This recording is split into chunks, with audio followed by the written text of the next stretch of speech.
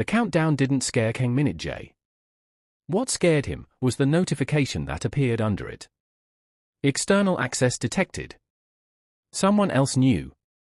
The red timer glowed 46 hours 52 minutes and 17 seconds, reflecting in the glass walls of his underground boardroom.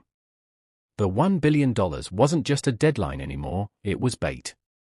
And somewhere in the city, someone was already preparing to collect. Min-Jae didn't move. He didn't blink. Because this was no longer about spending money. It was about surviving the person who set the clock. Before we dive deeper into this story, don't forget to hit that subscribe button and turn on notifications so you don't miss the next chapter. And drop a comment below, I want to know what you think is going to happen next. Is he going to survive the countdown or lose everything? Let's talk in the comments. No transfers to passive accounts. No holding vehicles. No securities, no crypto, no land banking, no delayed settlement instruments. Purchases must be fully executed and settled. Meaning, one captain asked. Meaning, Cho said, we cannot hide the money. Only spend it. A murmur spread. Captain Han scoffed. Then we buy gold. Settlement delay, Park replied instantly. Fails clause.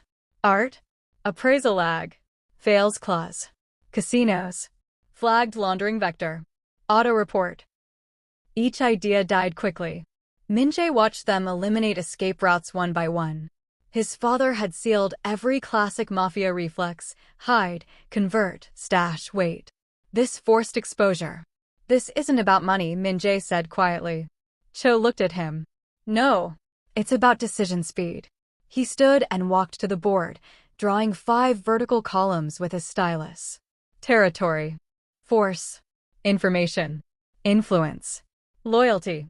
If we must spend, he said, we spend into control. Han frowned. Control takes time. Then we compress time. Cho's tablet pinged, external chatter already forming. Financial anomaly trackers had detected activation movement in dormant syndicate chains. We've been noticed, Cho said. Good, Min-Jae replied. Noise creates fear. Fear creates mistakes. He turned to the room. From this moment, no defensive thinking. Only conversion thinking. Every dollar must become leverage within hours. He pointed to each column. Territory, ports, routes, facilities. Force, trained capability, not street muscle. Information, data that changes behavior. Influence, narrative, and politics. Loyalty, people who will not break. Han asked, and profit. Min-Jae looked at him once. Profit is what comes after survival. The doors opened as division heads rushed in: legal, logistics, cyber, procurement. Phones already ringing. Cho asked quietly, boss, if this fails? Min-Jae answered without drama. Then we were already dead, just slower. The countdown continued. 47 hours 11 minutes and 3 seconds. Begin, he said. And the machine woke. The command floor transformed from tension to velocity. Desks became deal stations. Whiteboards filled. Secure lines opened across time zones. Translation AIs spun up for contract parsing. Emergency legal templates loaded.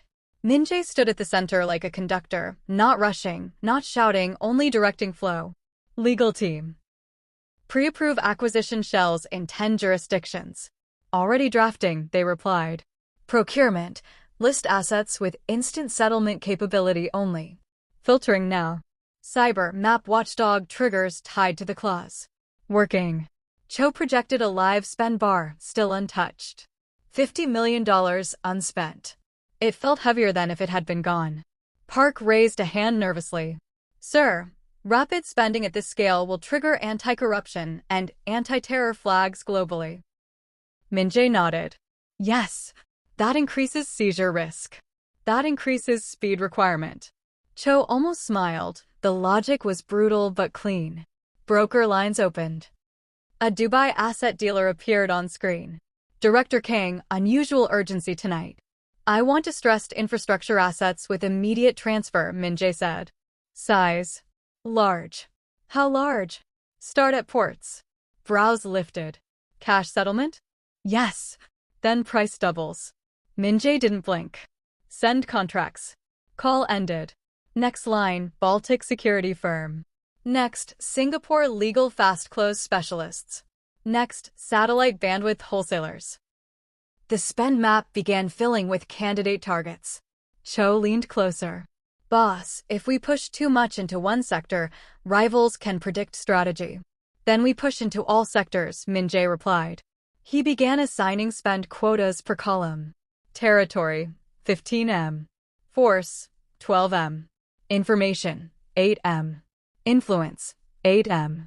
Loyalty, 7M. Han whistled softly. That's not spending. That's restructuring.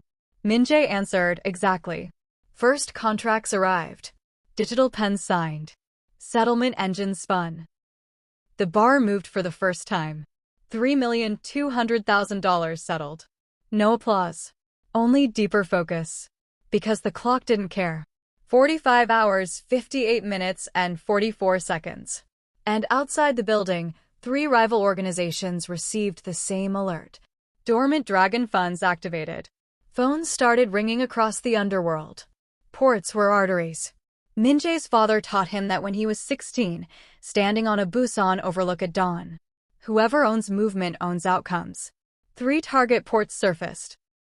Financially unstable, legally clean enough, strategically priceless.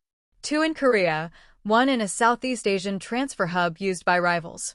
The Dubai broker returned with contracts already stamped by emergency receivership courts. Window is short, the broker warned. Distress buyers circling. I am the distress buyer, Min-Jae replied. We bring to you the end of part 2.